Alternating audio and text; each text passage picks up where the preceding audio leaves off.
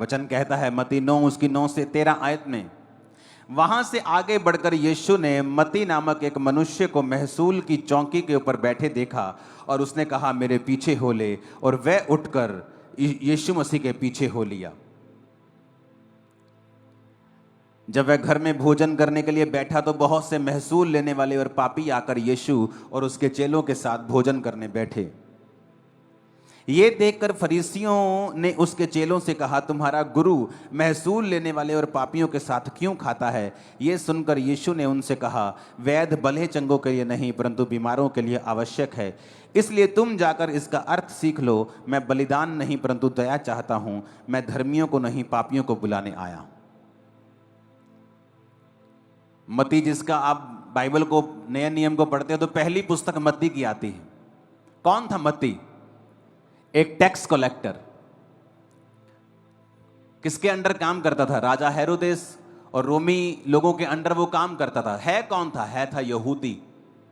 तो जब वो टैक्स कलेक्ट करता था, जब वो टैक्स लेता था, तो टैक्स वाले लोग जो थे वो बड़े ही बदनाम थे, क्योंकि ये टैक्स वाले लोगों के लिए ये मशहूर होता था कि ये लोग जो हैं लोगों से एक्स्ट्रा टैक्स लेते हैं, उन पर ज्यादा बर्डन डालते थे, उनको अलग अलग तरह के टैक्स के नियमों में फंसाकर ये टैक्स लेते थे उनसे। और ये यहूदी था तो यहूदी, लेकिन हेरोदेस राजा के नीचे काम करता था और टैक्स भी अपने परिवारों यानी यहूदी लोगों से लेता था। इसलिए जो मत्ती था वो बड़ा बदनाम आदमी था। मत्ती को जो यहूदी लोग थे एक गद्दार के रूप में जानते थे। जब वो मत्ती को देखते थे यहूदी लोग तो उसे गद्दार कहते थे। उसकी जो रेपुटेशन थी, उसकी जो वैल्यू थी, वो बिल्कुल भी अच्छी नहीं थी मत्ती की। लेकिन मत्ती खुद पैसा कलेक्ट नहीं कर रहा था। मत्ती तो सरकार के नीचे था और जो कुछ सरकार कहती थी मत्ती वो करता था।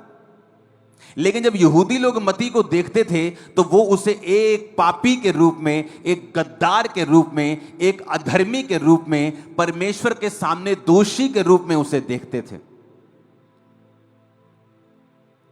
लेकिन मत्ती का कोई कसूर नहीं, क्योंकि मत्ती अपने लिए पैसा कलेक्ट नहीं कर रहा। मत्ती को जो सरकार कह रही है वो मत्ती कर रहा है। तो मत्ती का जो हार्ट था, जो कंडीशन थी, वो इस तरह से जैसे किसी का दिल पीस दिया गया हो और आत्मा पीस दी गई हो। था तो वो बड़ी ऊंची पोजीशन के ऊपर, लेकिन उसके दिल में भी शांति नहीं थी, क्योंकि वो जानता था कि वो अपने ही लोगों को लूट रहा है। अपनी लाइफ से वो सेटिस्फाइड नहीं था।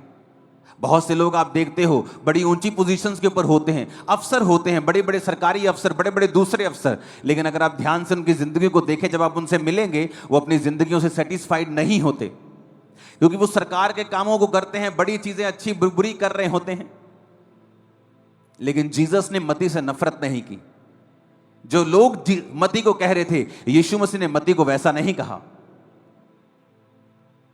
तो जीसस ने कहा, जब जीसस ने उसको बुलाया कि मेरे पीछे आ जा, क्या अगर मत्ती को खुश होता, मगर मत्ती अगर अपने जीवन से सेटिस्फाइड होता, मैं आपको गारंटी देता हूं वो परमेश्वर के पीछे कभी नहीं चलता। मत्ती अपनी लाइफ में वैक्यूम फील कर रहा था, अकेलापन फील कर रहा था, एक दोषीपन की भावना भी उसके अंदर थी, सेटिस्फाइड नहीं था अपनी जिंदगी से। और इसलिए जब जीसस क्राइस्ट ने कहा मेरे पीछे आ जा, वो अपनी सरकारी नौकरी को, जो उसको कितने लाखों रुपए आज के हिसाब से देती होगी, उसको लात मारकर वो परमेश्वर के पीछे एक सेकंड में हो गया। कारण क्या था? यही कारण, जब वो पीछे हो गया तो जो टैक्स कलेक्टर है उसके दोस्त भी वैसे ही होंगे। टैक्स कलेक्टर की पुलिस भी वहां की वाकफ होगी, क्योंकि पुलिस के साथ उसका नाता होगा, अफसरों के साथ उसका नाता होगा, क्योंकि जब कोई टैक्स नहीं देता होगा उसके ऊपर कार्रवाई करवाता होगा, तो उसके साथ सभी गंदे लोगों का भी उसके साथ नाता था। तो जब वो बचाया गया और जीसस के पीछे हो गया, तो बड़े से पापी लोग यीशु मसीह के साथ बैठ के खाने लगे। तो फरीसी कहते ये तो पापियों के साथ खाता है। और यीशु मसीह ने क्या कहा? ये सुनकर 12 आयत में यीशु मसीह ने कहा, वैद्य भलों चंगों के लिए नहीं परंतु बीमारों के लिए आवश्यक है। इसलिए मैं तुमसे ये कहता हूं, तुम जाकर इसका अर्थ सीख लो, मैं बलिदान नहीं परंतु दया चाहता हूं, मैं धर्मियों को नहीं पापियों को बुलाने के लिए आया हूं। आज हो सकता है आप एक वैश्या को बड़ी ही घृणित निगाहों से देखते हो कि ये बहुत बड़ी पापिन है। आपके एरिया के ड्रग स्मगलर को आप देखते हो कि ये बहुत बड़ा पापी है, लेकिन कभी भी आपने उनको सुसमाचार नहीं दिया। आपने जो मोहल्ले में बदमाशी करता है, आपने उसे बुरा जान लिया, लेकिन कभी भी सुसमाचार नहीं दिया।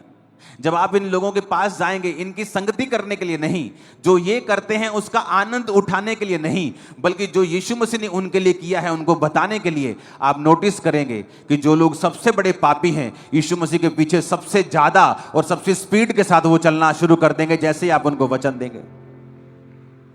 आपको लगता है ये रिश्तेदार तो बहुत गंदा है, ये तो बड़े गलत पैसे कमाता है, ये तो बहुत ही खराब आदमी है, आप देखेंगे वही बंदा सबसे पहले यीशु मसीह को मानता है। क्यों? क्योंकि जब वो खराबी करता है उसके दिल में एक बेचैनी होती है, क्योंकि जो व्यवस्था है वो विश्वासियों और अविश्वासियों दोनों के लिए है। जो नियम बना है वो सारे जगत के लिए बना है। जब वो बुरा काम करते हैं लेकिन उनको मालूम नहीं होता वो बुरे काम में हैं, वो अपने माता पिता की आज्ञाओं को नहीं मान रहे होते, वो समाज के साथ अन्याय कर रहे होते हैं, विधवाओं अनाथों के साथ अन्याय कर रहे होते हैं, लेकिन उनको मालूम नहीं होता वचन। वो जितने बुरे होते हैं उतनी बड़ी बेचैनी उनके दिल में होती है, उतना ज्यादा वो संघर्ष अपने परिवार अपने सेहत में कर रहे होते हैं। और जैसे कोई व्यक्ति उनके पास जाके वचन देता है, जैसे एक विश्वासी उनको वचन देता है कि प्रभु यीशु मसीह तुझे प्यार करते हैं, आजा परमेश्वर के पीछे, खुदा के वचन में लिखा हुआ है मैंने जगत के पापियों को, मैंने जगत के निर्बलों को, मैंने जगत के तुच्छों को, मैंने जगत के गरीबों को, मैंने जगत के व्यर्थ लोगों को चुन लिया ताकि जो अपने आप को बहुत कुछ समझते हैं उनको मैं शर्मिंदा कर दूं। जैसे ही वो सुनता है, अच्छा परमेश्वर ने मुझ पापी को चुन लिया, परमेश्वर ने मुझे निर्बल को चुन लिया, वो परमेश्वर का पीछा करने लगता है और वचन पूरा होता है, मैं पापियों को नहीं, धर्मियों को नहीं, पापियों को बुलाने के लिए आया हूं। आज के बाद आप पापियों के साथ वचन शेयर करेंगे और बहुत से बड़े बड़े पापी आपको चर्च में मिलेंगे अगले 1 साल 2 साल 3 साल के अंदर। बहुत बड़े बड़े लोग जो बड़े बड़े गुनाहों के अंदर हैं, आपको जीसस क्राइस्ट के सामने घुटने टेकते हुए मिलेंगे। वो बदमाश, वो लोग जो बड़ी बड़ी बदमाशियां करते हैं, इंटरनेट पे मशहूर हैं, आपको जीसस क्राइस्ट के सामने मिलेंगे। वो पाप से तौबा करके बपतिस्मा लेकर पापों को छोड़कर आपको चर्च में मिलेंगे। मैं आपको ये भविष्यवाणी कर रहा हूं, परमेश्वर इंतजार कर रहा है कि आप बोलें कि यीशु मसीह पापियों को बुलाने के लिए आया। उसने पापी से नफरत नहीं की, बदमाशों से नफरत नहीं की, वेश्याओं से नफरत नहीं की, क्योंकि उनके अंदर एक ऐसी बेचैनी होती है जिसे वो जाहिर करना नहीं चाहते हैं, जिसे वो बताना नहीं चाहते हैं। वो ऊपर से अपने आप को कड़क शो करते हैं, लेकिन अंदर से उनको वो जानते हैं कि वो खाली हो चुके हैं, और इतने खाली वो महसूस करते हैं जितना आप सोच भी नहीं सकते, इमेजिन भी नहीं कर सकते।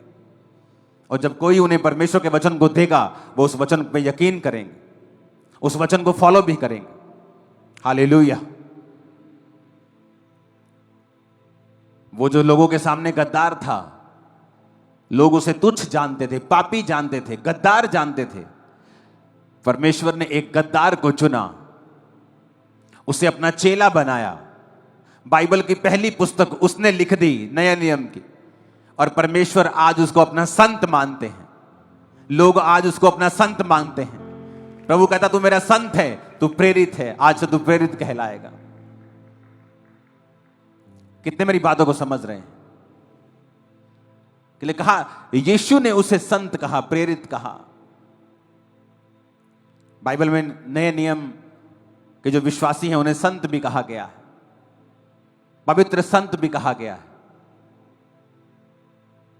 यह परमेश्वर की योजना है आने वाले समय में। डरे मत, घबराए मत, सुसमाचार को शेयर करें, उन लोगों के साथ ज्यादा शेयर करें जो ज्यादा खराब हैं, जिनके कैरेक्टर ज्यादा लूज हैं, जो ज्यादा बदमाशियां करते हैं। शेयर करें। उनके साथ संगति करने के लिए परमेश्वर ने नहीं कहा। परमेश्वर ने एक बार उनके साथ खाना खाया, लेकिन हर रोज उनके साथ वो मिला नहीं, लेकिन खाना खाया, अपना प्यार साबित किया, अपना आप उसे दिखाया, वचन की उन्हें नॉलेज दी।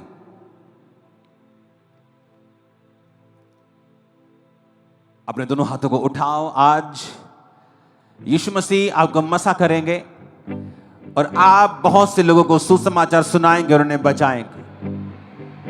परमेश्वर का अभिषेक आज से आपकी बॉडीज, आत्माओं के ऊपर ठहरा रहेगा। यीशु मसीह के नाम में आमीन। ऊंचा ये आशीष आपकी। मैंने कहा आमीन, ऊंचा ये आशीष आपकी है चर्च।